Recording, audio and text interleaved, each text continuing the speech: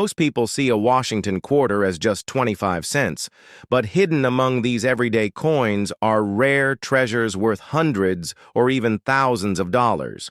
Imagine pulling out a coin from your pocket and realizing it could pay your bills or even change your life. Today, we are diving deep into 5 of the rarest Washington quarters that collectors are hunting for, and you might just discover that one of them has been hiding in plain sight in your change all along.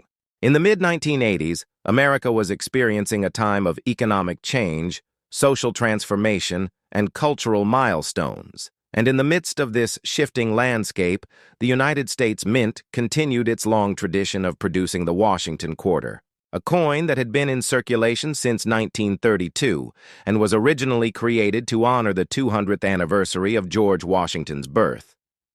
The 1985 Washington quarter may at first seem like just another coin struck for commerce, but for collectors, historians, and numismatists, it carries layers of meaning, hidden details, and connections to broader themes in American life. The story of this coin begins with the legacy of John Flanagan's design, a portrait of Washington facing left with a stern, yet dignified expression, a design that had already seen over 5 decades of circulation. By the time 1985 arrived, Flanagan's design itself was the subject of decades of debate, with some praising its simplicity, while others criticized it for lacking the artistic flourish of earlier American coinage. Yet despite the criticisms, the Washington portrait remained one of the most widely recognized images in American pocket change. The 1985 issue was produced at multiple mints, Philadelphia, Denver, and San Francisco each mint, leaving subtle markers of its identity, with the Philadelphia coins lacking a mint mark, Denver coins marked with a small D, and the San Francisco coins bearing the elegant S reserved for proof strikes these mint. Distinctions give us a window into both the technical and artistic priorities of the mint at the time, as well as the broader systems of coin production that defined the era. To truly appreciate the 1985 Washington quarter, one must place it within the historical context of the mid-1980s. The United States was under the presidency of Ronald Reagan.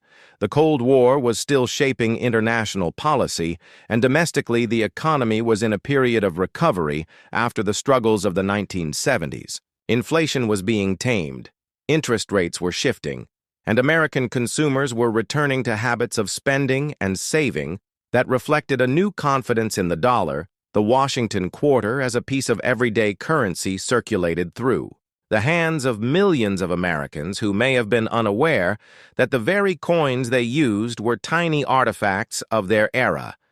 These quarters were made of a copper nickel-clad composition rather than the 90% silver that had defined earlier generations of coinage. The shift away from silver, which had taken place in 1965, remained a subject of fascination among collectors because it marked the end of an age when American coins had intrinsic metal value.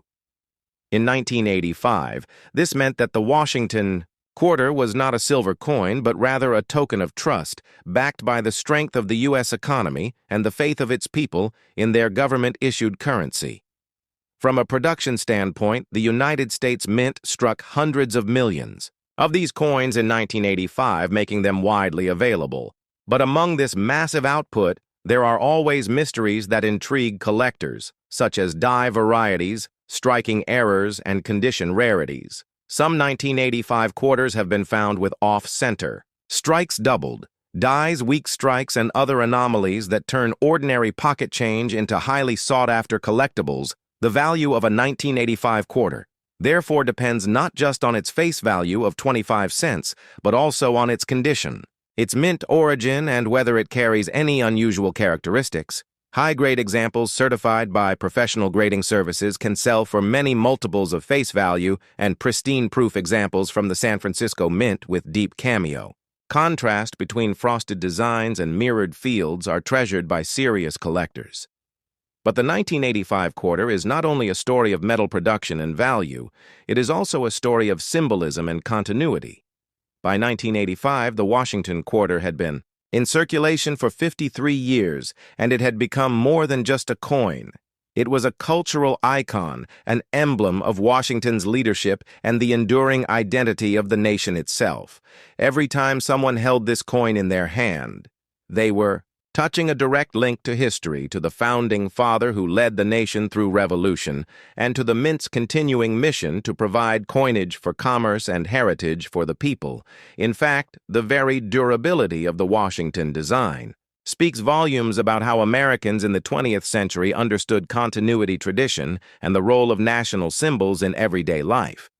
When we dive deeper into the production of 1985 quarters, we see how the Philadelphia and Denver mints operated under immense pressure to meet circulation demands, using modern presses and quality controls that nonetheless left room for error and variation. The San Francisco Mint, on the other hand, was producing proof coins with a level of craftsmanship, meant not for circulation, but for collectors and archival purposes. These proof coins were struck multiple times with polished dies to create sharp details and brilliant finishes. They were sold in sets that included other denominations and became cherished keepsakes for families across America who might have purchased them directly from the mint as a way of preserving a piece of history. The mid-1980s also marked an important transitional moment in numismatics. The hobby was expanding new. Grading standards were being codified. Third-party grading services were beginning to establish themselves, and the coin market was experiencing waves of speculative interest. Collectors who saved pristine rolls of 1985 quarters may not have known how the market would evolve, but they recognized that even common coins could one day become scarce in top condition. And so while most of the 1985 quarters that entered circulation were spent on groceries, gasoline, or movie tickets, some were carefully preserved in albums, rolls, and proof sets, waiting for a future generation of collectors to rediscover them. What makes the 1985 Washington quarter truly fascinating is the way it straddles two worlds. It is both a coin of immense ordinariness and a coin of hidden rarity. Millions upon millions of them still circulate today, quietly passing through vending machines and cash registers. Yet in the world of collectors, it becomes a subject of study and desire, a coin that embodies the spirit of its time while also carrying the timeless appeal of numismatic discovery. When we talk about a coin like this, we are not simply talking about 25 cents. We are talking about art, politics, economics, and culture compressed into a small round piece of metal that connects us to 1985, a year of music, of technological change, of Cold War tensions, and of everyday American life. The 1985 Washington quarter is therefore not just a collectible, but a historical document. It tells us about the choices of the mint, about the endurance of Washington as a national symbol, about the economic realities of clad coinage, and about the passion of collectors who scour through rolls hoping to find that one flawless gem or rare variety. Its story is not just one of mint marks and mintage numbers, but of the broader narrative of America in the 1980s, a nation at once looking backward to tradition and forward to innovation and progress. And in this sense, the quarter in your pocket becomes more than just money. It becomes a witness to history and a link in a chain that stretches from George Washington's era to our own. Imagine holding in your hand a simple quarter, a 25-cent piece that most people spend without a second thought. But what if I told you that the Washington quarter minted in 1988 is not just a coin, it is a silent witness to America's economic shifts, its cultural identity, and the ever-changing face of coinage itself? The 1988 Washington quarter is more than just a piece of pocket change. It is a part of a long numismatic journey that began in the early 1930s when the United States Mint first introduced the Washington quarter in 1932 to commemorate the 200th anniversary of George Washington's birth, designed by John Flanagan. The obverse featured a bold, left-facing portrait of the nation's first president, a design that would remain a cornerstone of U.S. coinage for decades by 1988.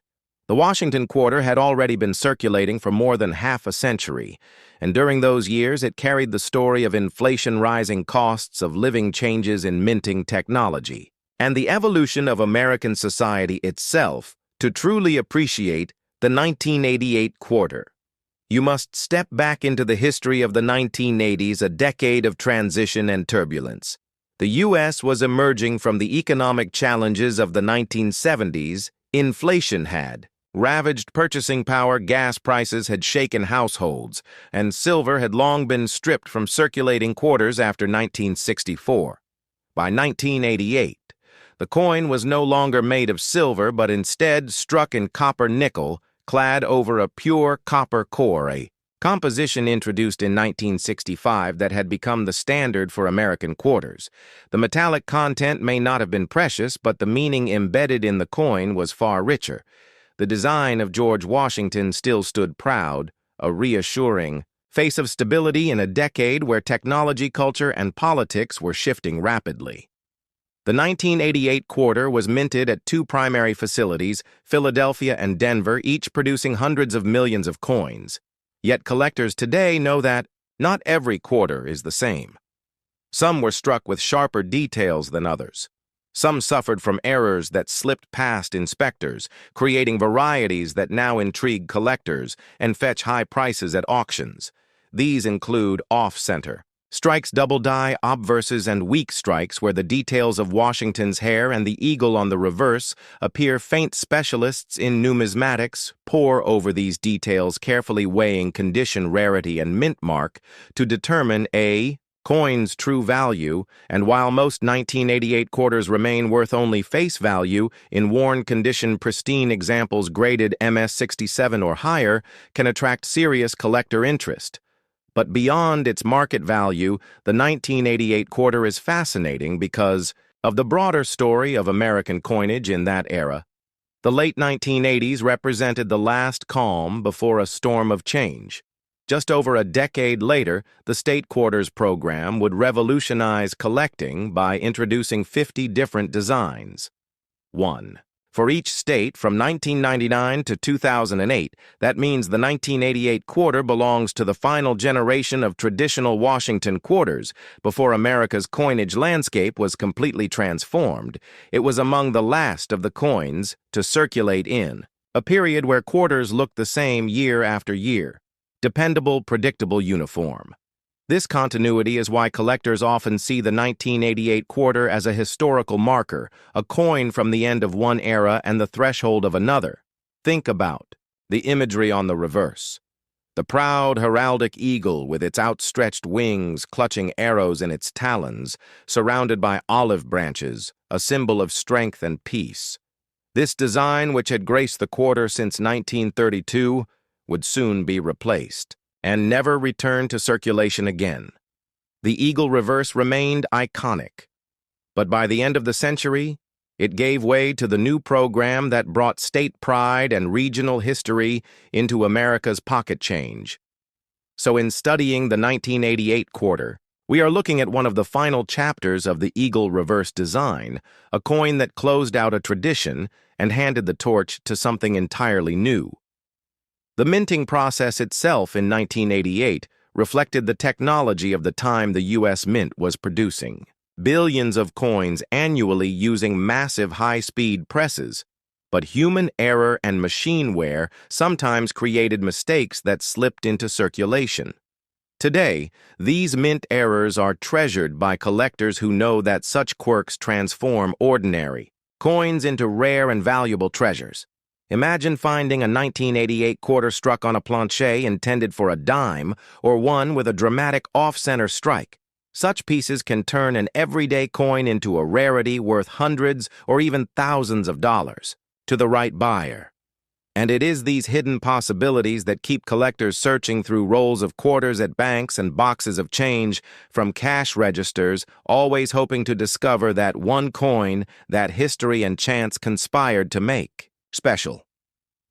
The year 1988 itself holds significance in American history as well.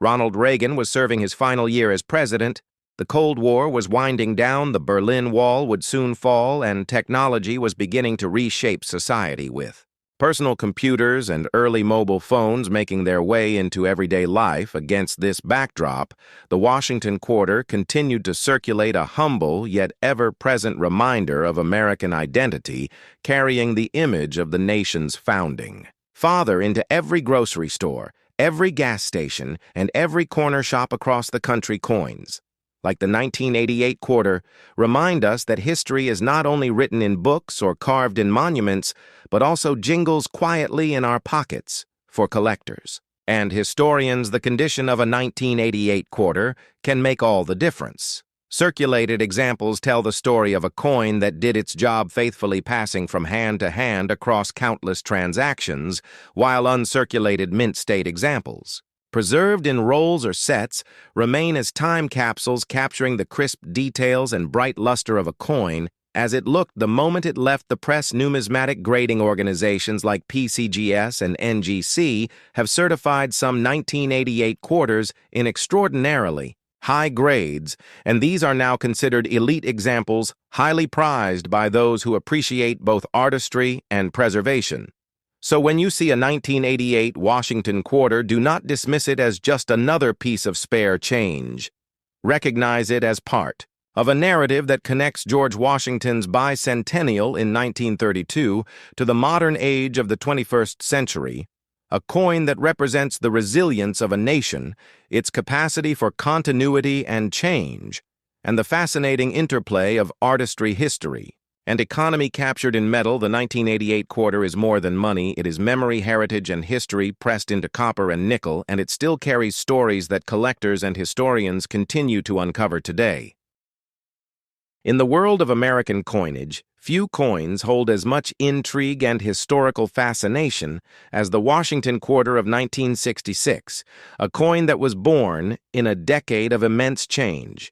A coin that reflects not just the economic and political realities of its time, but also the evolving story of American culture. Collectors often pass by the 1966 Washington Quarter without realizing that within its simple copper-nickel composition lies a chapter of history worth examining in depth, because the year 1966 was not an ordinary year for American coinage.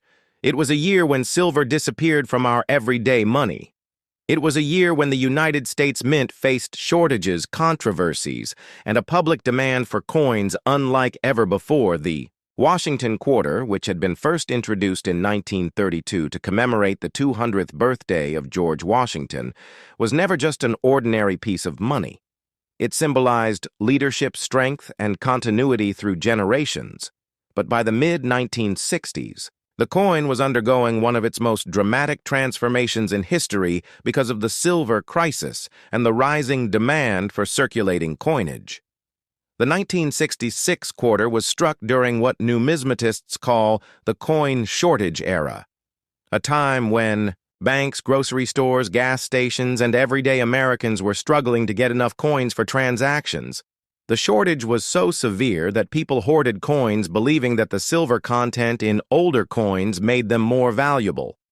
Congress and the Mint scrambled for solutions, and the result was the historic Coinage Act of 1965, which eliminated silver from dimes and quarters and reduced it in half dollars. This single law changed the face of American money forever, and by 1966, the Washington Quarter had transitioned fully into the copper-nickel-clad format, replacing the 90% silver quarters that had circulated for over 170 years. The 1966 quarter was therefore a pioneer. It was a representative of the new age of modern coinage, where intrinsic metal value would no longer dictate the worth of circulating currency. But to fully understand the history and importance of the 1966 quarter, one must look at the broader story of American coinage. In the 1960s, the Mint was struggling to keep up with demand, partly because vending machines, jukeboxes, payphones, and parking meters all required coins for operation. In those days, the economy was booming. The baby boomer generation was coming of age, and the sheer volume of commerce meant billions of coins were needed each year in response to the crisis. The Mint not only changed the composition of coins, but also suspended mint marks, in 1965, 1966, and 1967 to discourage hoarding. This makes the 1966 Washington quarter unique because, unlike most other years, there were no visible mint marks on the coins struck at Philadelphia, and Denver collectors in later years would search in vain for a 1966 quarter with a D mint mark or an S proof, but none exist because the government intentionally withheld them. The design of the 1966 Washington quarter carried forward the familiar bust of George Washington on the obverse sculpted by John Flanagan, which had been used since the coin's debut in 1932 on the reverse. The majestic heraldic eagle, with spread wings clutching a bundle of arrows above two olive branches, remained a classic American symbol. This continuity of design, even during such a major composition shift, provided a sense of stability during a period when Americans were already experiencing turbulence in society. Politics and culture. The 1960s were the years of the Civil Rights Movement, the Vietnam War protests, and major social change. Yet through all of this, the quarter in one's pocket still bore the reassuring face of the nation's first president. From a numismatic perspective, the 1966 quarter presents fascinating details. Coin collectors often look for minting errors, varieties, and high-grade examples, since there were no proofs or mint sets struck in the traditional sense. Special mint sets were issued instead from the San Francisco facility in limited quantities. The 1966 special mint set quarters are highly collectible. Today, they feature a sharper strike and more refined finish than the business strike coins that circulated widely. Errors such as double dies, off-center strikes, and planche flaws also appear in the 1966 quarter series, and when discovered, they can fetch significant premiums in the coin market. The absence of silver content in the 1966 quarter means that, unlike its predecessors, it does not carry intrinsic bullion value, but its historical significance and role in the transition era give it lasting appeal to numismatists. The coin shortage crisis itself is a story worth telling because it was one of the few times in American history when the availability of coins became a national issue. Congress debated whether people were hoarding coins for speculation, whether vending machine companies had too much influence, and whether the mint could modernize fast enough to meet the demands of a rapidly changing society. The decision to remove silver from dimes and quarters was controversial at the time. Many Americans believed the coins would not be accepted without silver content. But by 1966, as the copper nickel-clad quarters began circulating widely, people adapted surprisingly quickly, and the fear that the new coins would fail to gain trust faded away. Today we can look back at the 1966 Washington quarter as a marker of that transition. It tells the story of how the United States finally separated the intrinsic value of its coinage from its face value, entering the modern era of fiat coinage. Collectors today often ask what makes the 1966 quarter valuable. The truth is that in most circulated conditions, it remains a common coin worth only its face value. However, in high, uncirculated grades, especially those graded Mint State 66 or higher by professional grading services, the 1966 quarter can command strong premiums. This is because of the difficulty in finding well-struck examples with clean surfaces. Since the mint was striking billions of coins to meet demand, quality control was not always consistent. Coins from the special mint sets can also bring higher values, especially in pristine condition when combined with certain errors such as a double die obverse or a misaligned die. The 1966 quarter can become a rare prize for collectors. But beyond value and rarity, the 1966 Washington quarter deserves attention because it captures the essence of American resilience in the face of change. It represents a moment when the nation decided to innovate, to let go of centuries of silver coinage tradition, and to embrace a new economic reality. It reminds us that even the smallest objects in our pockets can tell grand stories about who we are, where we have been, and where we are going. Every 1966 quarter that still circulates today is a living artifact, a tiny piece of American history that connects us directly to the struggles and decisions of the mid-20th century as we dive deeper into the story of the 1966 Washington Quarter. We will explore the economic background that forced the change. In coinage, the technical challenges the mint faced in developing and producing clad coinage, the role of politics in shaping the Coinage Act of 1965, the reactions of the public and collectors to the new quarter, and the continuing legacy of this transition period in numismatics by examining historical documents, congressional records, mint reports, and collector accounts. We uncover a story not just about metal and money, but about trust, innovation, and adaptation. The 1966 Washington Quarter is more than a coin. It is a witness to history, a bridge between the Silver Age and the modern age of American coinage, and a reminder that every coin in our hand holds a story worth telling. Imagine holding in your hand a simple 25-cent piece, struck in 1981, a Washington Quarter that for most people might seem like just pocket change, but in reality carries within it a story of American history, economics, artistry, and numismatic evolution that reaches far deeper than the metal itself. To understand the 1981 Washington Quarter, we must first step back to the very origins of the Washington series, a coin born during the celebration of George Washington's bicentennial in 1932. When America sought to honor its first president in a manner that would last for generations, the Treasury decided to place Washington on the quarter dollar, replacing the standing Liberty design, and this moment marked the beginning of one of the most enduring coin series in United States history. For nearly 5 decades before 1981, the Washington Quarter saw numerous changes in design minting techniques and metal composition, originally struck in 90% silver and 10% copper. The quarter transitioned to a clad copper-nickel composition in 1965, following the Coinage Act, a decision driven by rising silver prices and the need to preserve precious metals for industrial use. This shift made the Washington Quarter of 1981 part of the so-called clad-era coins that represented modern minting efficiency rather than the traditional silver-based economy, but that does not mean the 1981 quarters are without interest. In fact, the story of these coins is fascinating.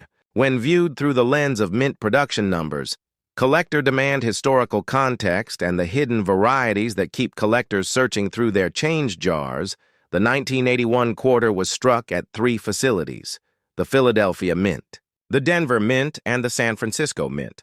The Philadelphia coins bore no mint mark, as was customary. The Denver issues carried the D mint mark, while San Francisco produced both proof coins and collector versions with the S mint mark in 1981. These coins entered circulation at a time when inflation was impacting daily life, and the purchasing power of a quarter was already a fraction of what it had been only a decade earlier, yet the design remained steady.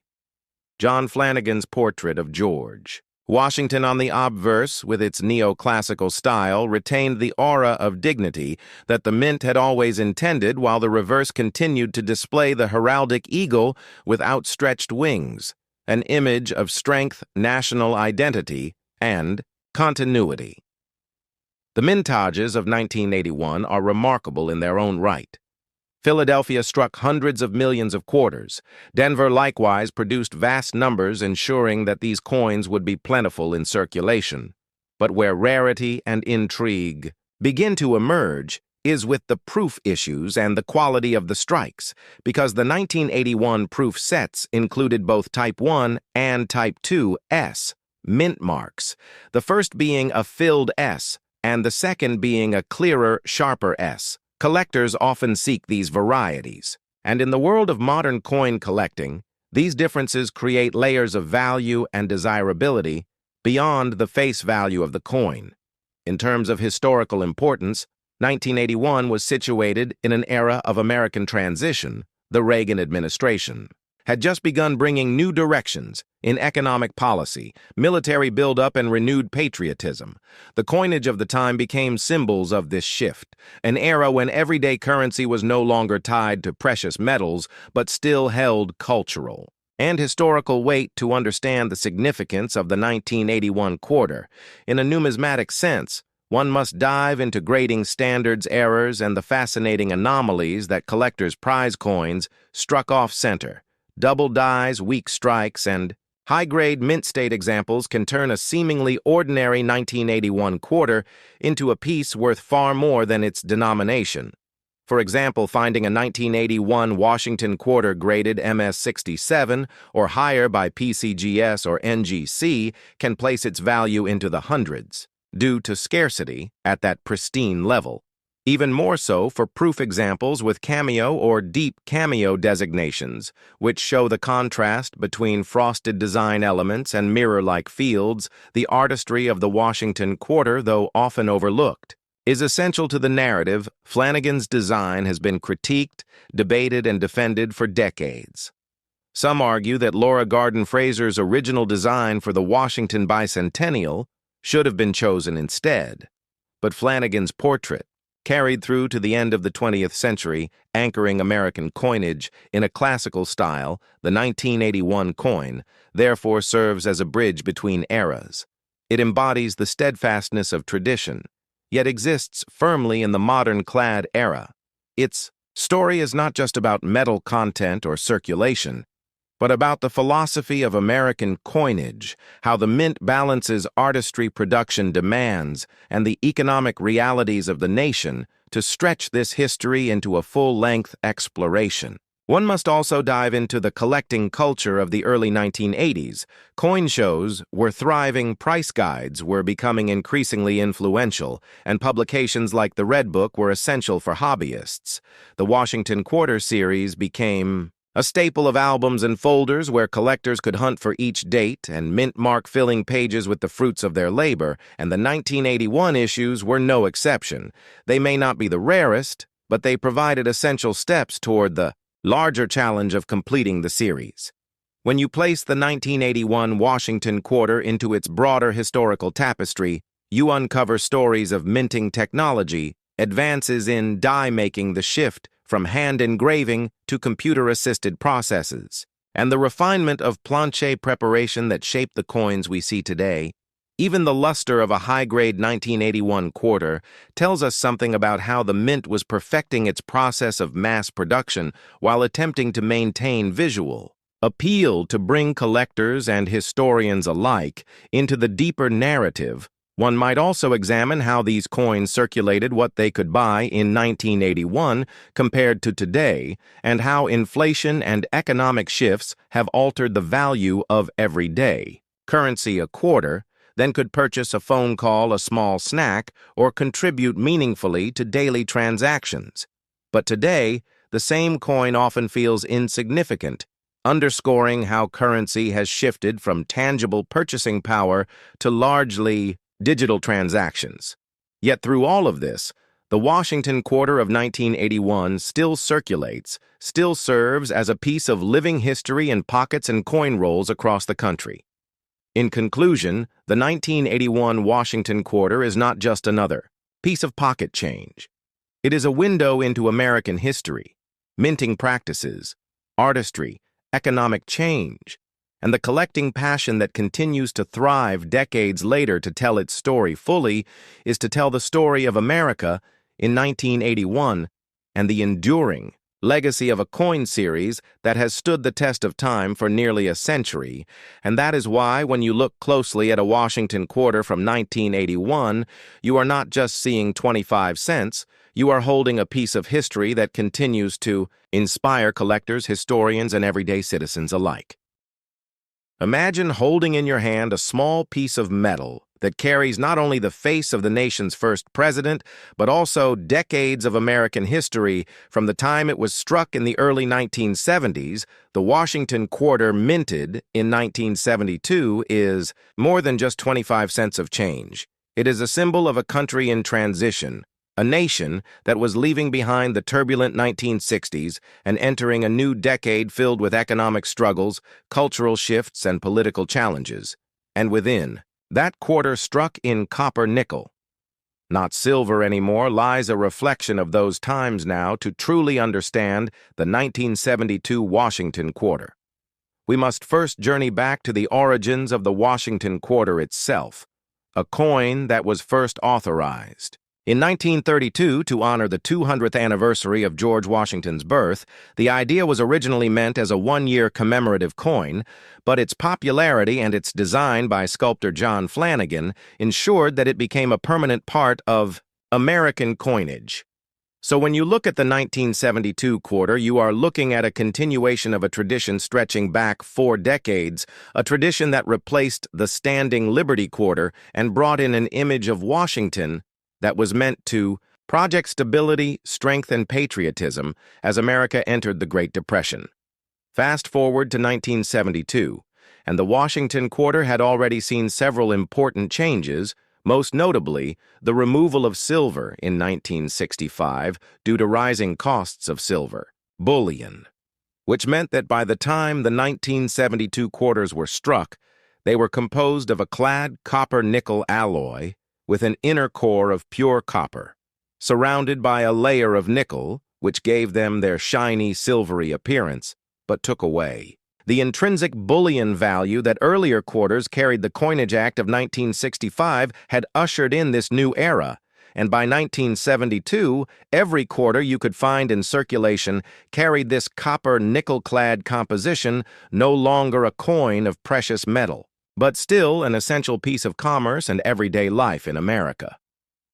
The year 1972 itself was fascinating for U.S. coinage because it was the first full year after the United States had officially ended the practice of issuing silver coinage for circulation. It was also a year that marked a peak in production as the U.S. Mint in Philadelphia. Denver and San Francisco struck hundreds of millions of these quarters to keep up with demand from banks and businesses the Philadelphia Mint produced. The majority without any mint mark, while the Denver Mint quarters bore a small D and the San Francisco Mint produced proof issues with a distinctive S mint mark struck with polished dies and special planchets meant for collectors rather than circulation. When you study a 1972 Washington quarter, you will notice John Flanagan's classic portrait of George Washington on the obverse facing left with the word Liberty above and the motto, "In God We Trust," to his left, while the date 1972 is engraved below. On the reverse, you will find the heraldic eagle with spread wings clutching arrows and an olive branch beneath it, symbolizing both America's readiness for defense and its hope for peace. The words United States of America and E pluribus unum stand tall above, while the denomination quarter dollar rests below.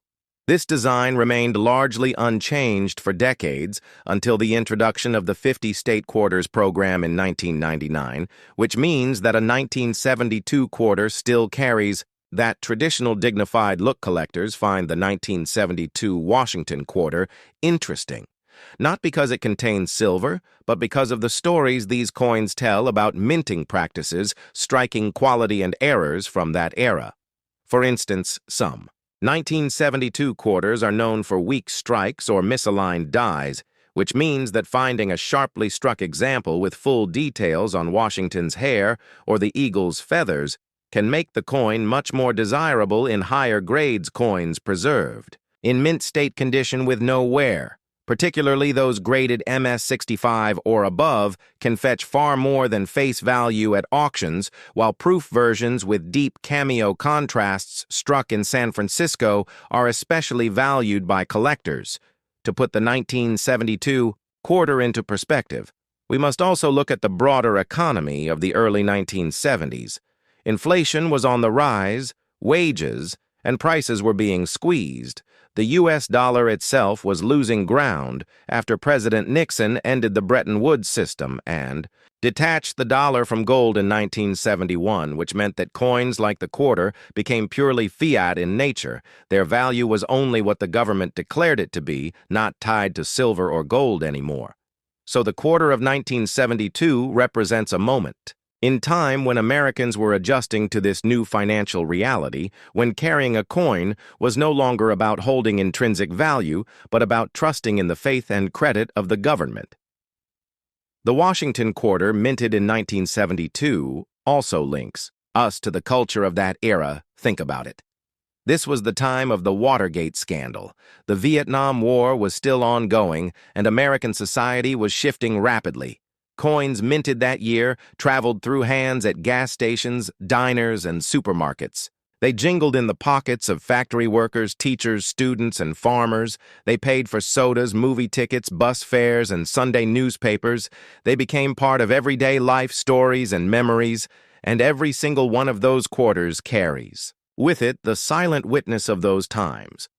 Now, when we analyze the numismatic details, we see that the Philadelphia Mint produced over 215 million quarters that year, while the Denver Mint struck around 311 million, and the San Francisco Mint produced about 2 million proof coins.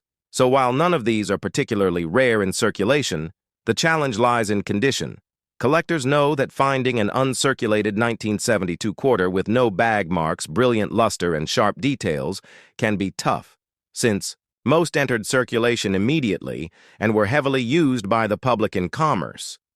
The real treasures among 1972 quarters are not just mint state examples, but also error coins and varieties errors such as off-center strikes, doubled, dies die. Cracks or clipped planchets can command significant premiums when discovered a doubled die obverse, for example, where the lettering or date shows a slight doubling under magnification would be extremely appealing to collectors, though they are quite rare in this date, and when found they transform what looks like an ordinary coin into a highly prized collectible. Over the course of 2 hours, we could explore countless stories connected to this coin. We could dive into how minting technology of the early 1970s worked, how presses struck these coins at high speed, how die life and maintenance sometimes led to the imperfections we treasure. Today, we could explore how proof coins were carefully struck multiple times with polished dies to bring out that mirror-like finish, and how collectors of the era often purchased these proof sets directly from the U.S. Mint to preserve them for future generations.